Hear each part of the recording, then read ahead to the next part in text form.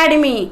So guys, previous lecture में मैंने आप लोगों को क्लास 12th का कैलकुलेशन बताया था किस तरीके से करना है, जिसमें हमने क्वेश्चन नंबर 13 किया था। आज जो है हम क्वेश्चन नंबर 14 करने जा रहे हैं।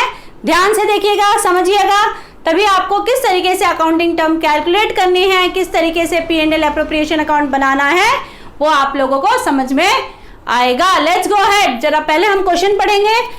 क्वेश्चन समझना सबसे ज्यादा जरूरी होता है। एक बार क्वेश्चन को रीड कीजिए ध्यान से, फिर उसके बाद दोबारा रीड करके कैलकुलेट करते जाइए, क्योंकि एक बार आपको क्वेश्चन समझ में आ गया, क्वेश्चन का कॉन्सेप्ट समझ में आ गया, तो आपके लिए बहुत आसान हो जाएगा कि क्या आपको एक्चुअल में कैलकुलेट करना है और क्वेश्चन में हमें क्या गिवन है। सो देखते हैं हम लोग क्वेश्चन नंबर 14। गाइस 14 में दिया हुआ है X Y and Z, page number 2.86 आप अपने बुक का निकाल सकते हैं। Question number 14 P&L appropriation account topic है हमारा। X, Y and Z are partners in a firm sharing profit in the ratio of 2:1. Okay, X, Y, Z ratio is given in the 2:1. Next, fixed capital of the partners were, here the capital are fixed. जब भी fix capital दिया होता है तो in case जब भी हम journal entries वगैरह प्रिपेयर करते हैं तो हम जर्नल एंट्रीज में क्या लिखते हैं, करंट अकाउंट, क्योंकि मैंने आपको पहले वीडियो लेक्चर में बताया हुआ है कि फिक्स कैपिटल मेथड का मतलब होता है जिसमें हम दो अकाउंट प्रिपेयर करते हैं, one is partners capital account, the other one is partners current account. तो आगे दिया हुआ है fix capital of the partners were 5 lakh, 5 lakh and 2,50,000। The partnership deed provides that interest on capital is to be allowed 10% per annum. Okay, let's do the working note. क्या दिया हुआ है हमारे पास, इंटरेस्ट ऑन कैपिटल हमें कैलकुलेट करना है। Interest on capital, किसका interest on capital calculate करना पड़ेगा हमें, एक्स वाई एंड जेड का इंटरेस्ट ऑन कैपिटल कैलकुलेट करना है। सबसे पहले हम देखेंगे उनका कैपिटल कितना है, 5 lakh, 5 lakh and 2,50,000। 5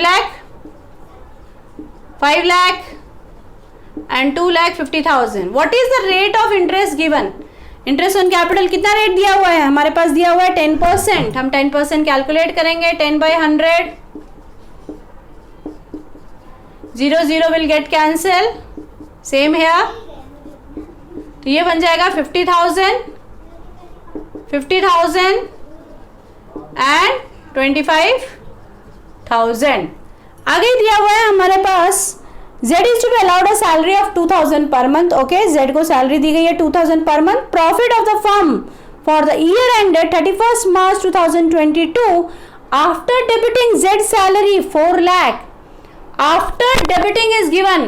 After debiting means salary को पे करने के बाद जो हमें प्रॉफिट, जो भी प्रॉफिट दिया हुआ है वो है 4 लाख, लेकिन P&L एप्रोप्रिएशन अकाउंट के अंदर हमें हमेशा बिफोर चाहिए होता है, आफ्टर नहीं चाहिए होता है। क्या चाहिए होता है, बिफोर। तो बिफोर लाने के लिए क्या करेंगे भाई, मैंने जैसे फॉर एग्जांपल आपको 100 रुपए दिए, मैंने बोला ये 25 रुपए काटने के बाद मैंने 100 रुपए दिया, तो आप क्या बोलेंगे, कितने अमाउंट हो, 125 रुपए हो गए ना। 25 रुपए काटे मैंने, एक्चुअल में कितना पे करना था, 125 रुपए, तो मैंने क्या किया, 25 रुपए 25 रुपीज ऐड किया।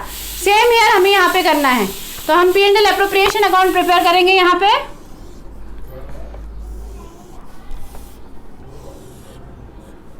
Profit and loss appropriation account, particular amount,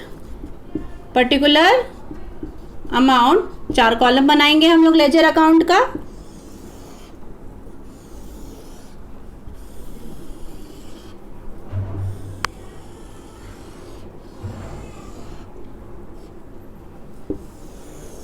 ये साइड हमारा होगा डेबिट और ये साइड हमारा होगा क्रेडिट।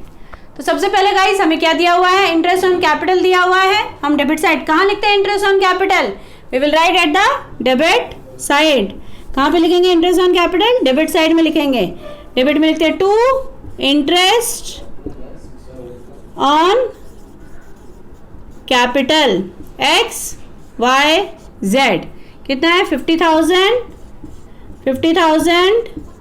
एंड 25,000।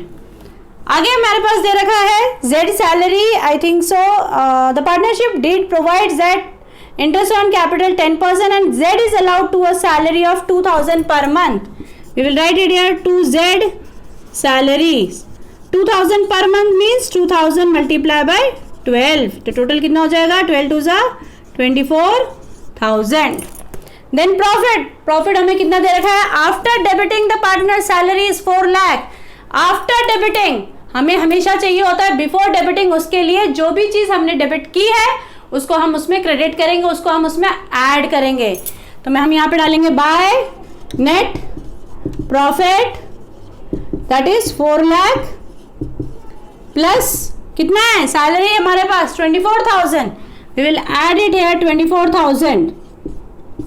तो ये मिल जाएगा हमें 4,24,000. टोटल करेंगे हम लोग इसका डेबिट. ये हो गया 4,24,000. सेम यहाँ पे भी आ गया 4,24,000. डेबिट का टोटल करते हैं हम लोग 50 plus 50 1 lakh 1,25,000 plus 24 1,49,000.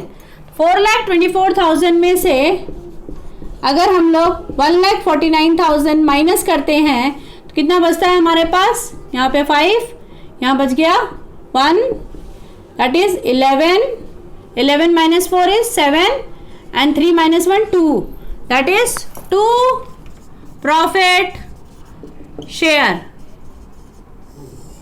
X Y Z. कितना आया? 2,75,000.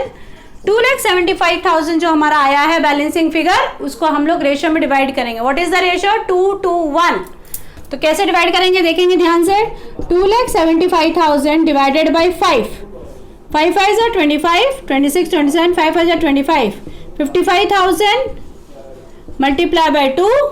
Again 55,000 multiply by 2 and 55,000 multiply by 1.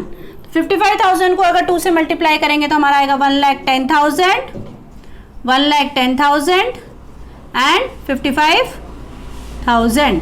Understood guys? किस तरीके से कैलकुलेट किया है वापस मैं बता देती हूँ. इंटरेस्ट ऑन कैपिटल दिया है जिसे हम P&L एप्रोप्रिएशन अकाउंट के डेबिट साइड लिखेंगे.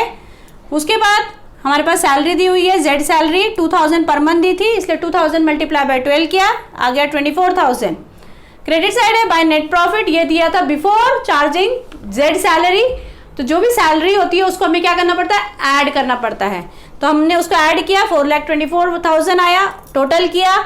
टोटल करने के बाद इसके डेबिट के टोटल से उसको माइनस किया तो आ गया 2,75,000 एंड 2,75,000 को हमने 2 to 1 रेशो में डिवाइड कर दिया. इस तरीके से हम P&L एप्रोप्रिएशन अकाउंट प्रिपेयर करते हैं. सो गाइस अगर आपको समझ में आया है please like and subscribe my channel and please comment ताकि वो मुझे मोटिवेशन देता रहे अगर आपको समझ में आता है तो.